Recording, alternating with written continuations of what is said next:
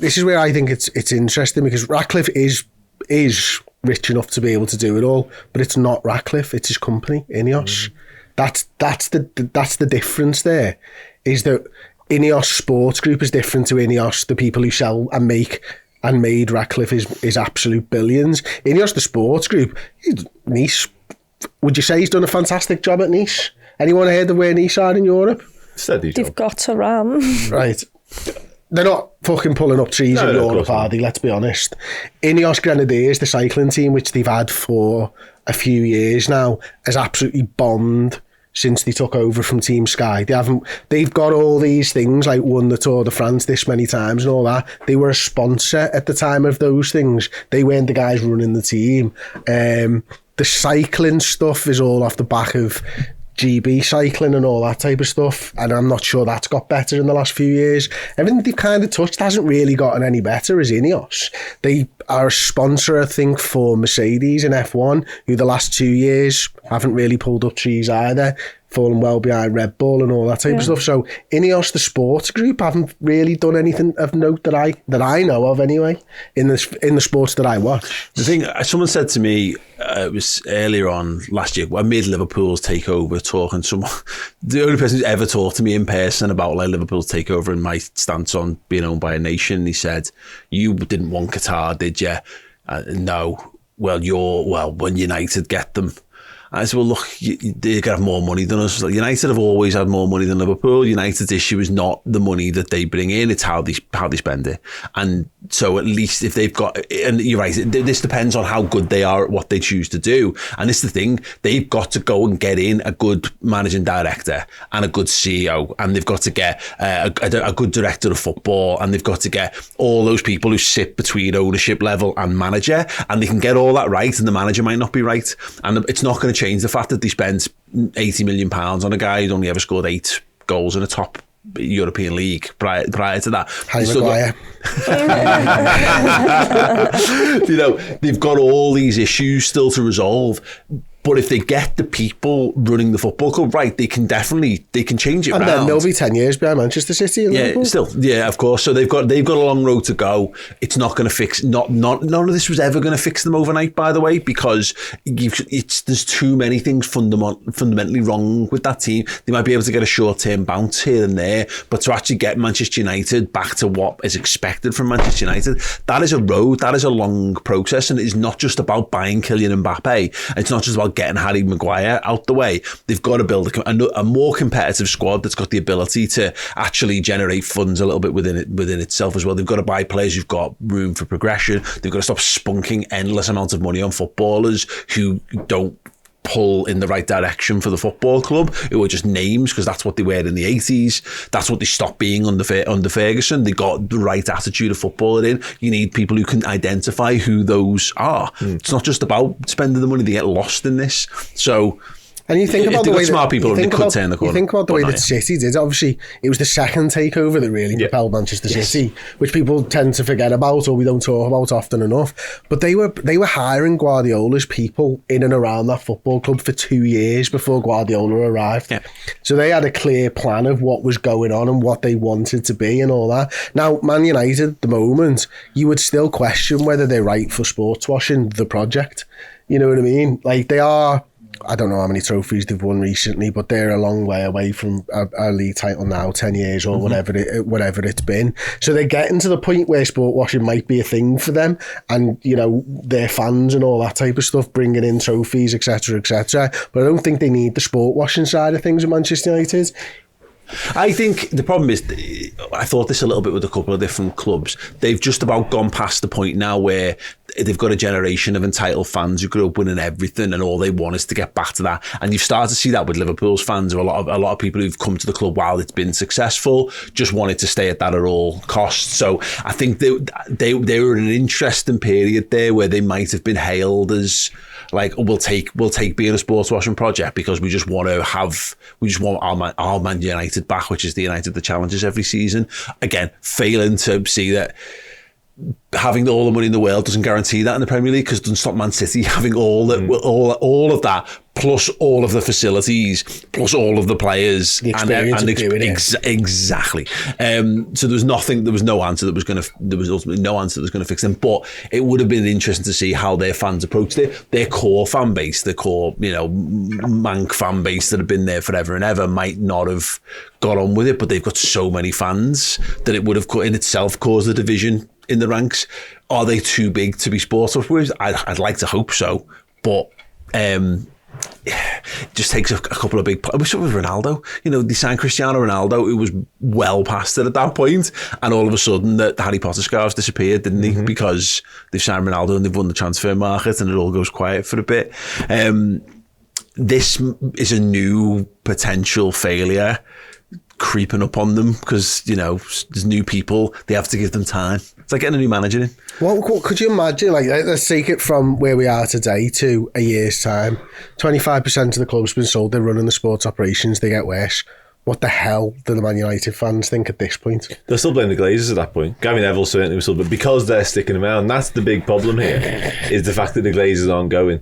And you sort of both alluded to the fans. I think 99, I don't want to speak on behalf of them, but I imagine a lot of Manchester United fans, a strong contingent, would have just wanted the Glazers out at all costs, and they're not getting it. Yeah. And that's why they're so fuming, because albeit Jim Ratcliffe wants to sporting decisions, and that's probably better for the long term and indeed the short term of the football club. He's already spoken about the main priority being Old Trafford. He wants to take that up to 90,000, and he's saying all the right things because he's heard the roof first. Yeah, well, he's heard the dissenting voices. You can't ignore them because everyone's heard them. So he is saying the right things. He's probably getting them on side, but niggling away at them, all of them, is the fact that the Glazers aren't going, and that's what this all boils. That's why Qatar, regardless of the money, was the better option, because that was 100% Glazers out, done. So if he owns 25% of it, is he okay with just throwing all this money in instead of the Glazers doing it? That's my question. How much does he earn back? But if there's a pathway to full ownership, exactly, yeah, then it's the same difference as owning it now. It effectively, quite regular, that. Yeah, you kind of almost deferring it. You own it, but you own it. You don't own it on paper. You own it in theory over a number of years. If they've got a plan to increase that share ownership every few years, it makes kind of no odds. I just want to get to Gary Neville's I forgot about this. Thesis. Yeah. He said the news last night of the Qatari withdrawal leaves Man United on the brink of a minority investment. Can this really work, and what impact will it have on a struggling organisation? It's worth setting out my non-negotiables on a takeover of Manchester United that I made over a year ago. Can I just say something? When I looked at this on Twitter, I don't have a clue what he says here, so I'm going to sit in and brace myself. But do you know that meme where it's like, I'm not reading that, but I'm happy for you, or I'm sad that that was my response.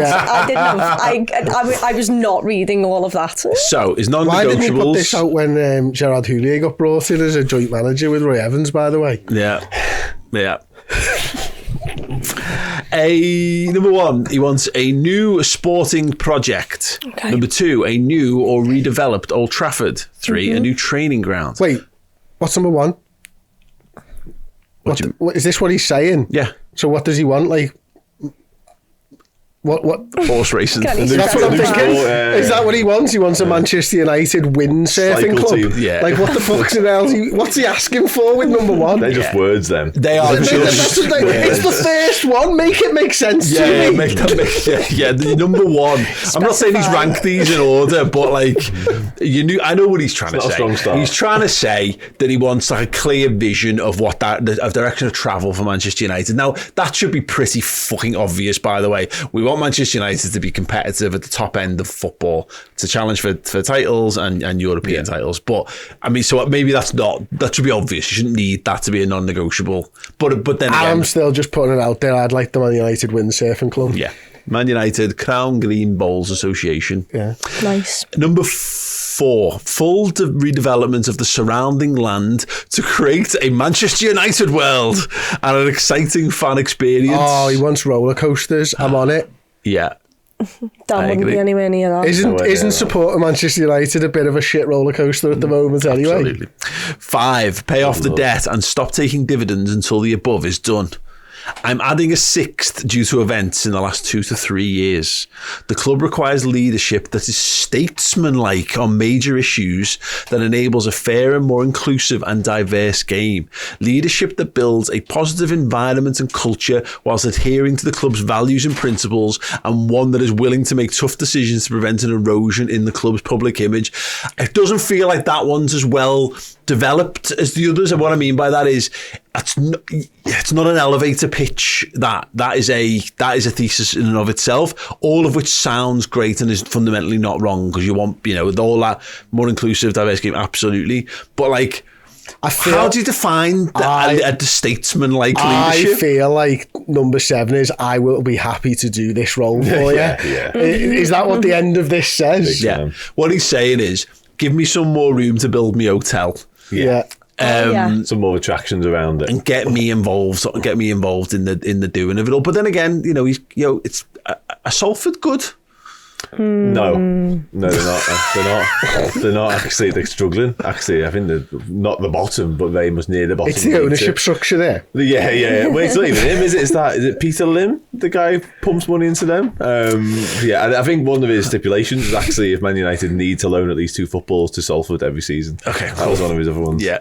How does a minority stakeholder positively impact the club to achieve the above? Can a minority shareholder have any impact on the above? It leaves more questions than answers. My preference is, and always will be now, for a Glazer family full exit. They have overstayed their welcome in Manchester, yet seem oblivious to this fact. There is much, I know, up in the air, but I threw down the following questions I'm sure fans would like answering.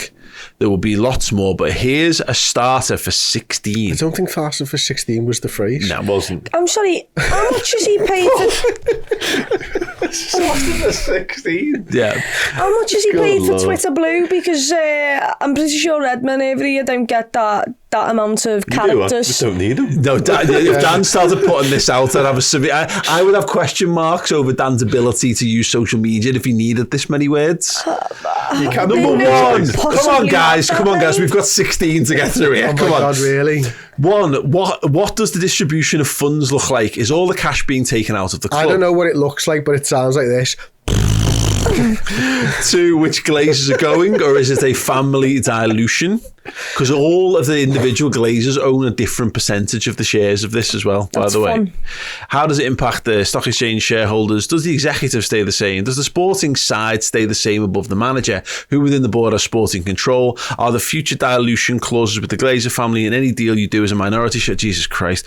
We maxed out on the credit card and debt. How is this deal going to change the capital United structure? maxed the credit card out. How does this change the capital structure and financial issues? Is any further debt being placed on the club? Is any debt being paid off? How does this deal impact the board composition? How does a minority shareholder impact the negative culture within the entire organisation? Old Trafford is tired and in need of significant redevelopment. How does this deal resolve this issue? Will this deal allow the development of this training ground to its required standard? Old Trafford requires significant investment on its surrounding land. Does the deal impact this requirement positively, or does it leave it as a concrete wasteland? 16. How does a minority shareholder stop cultural decline across a whole organisation if the people who have overseen this decline still have a majority shareholding? Anyway, here's your I'm happy I didn't spend 30 minutes on my Saturday night. I feel The derby kicks off in a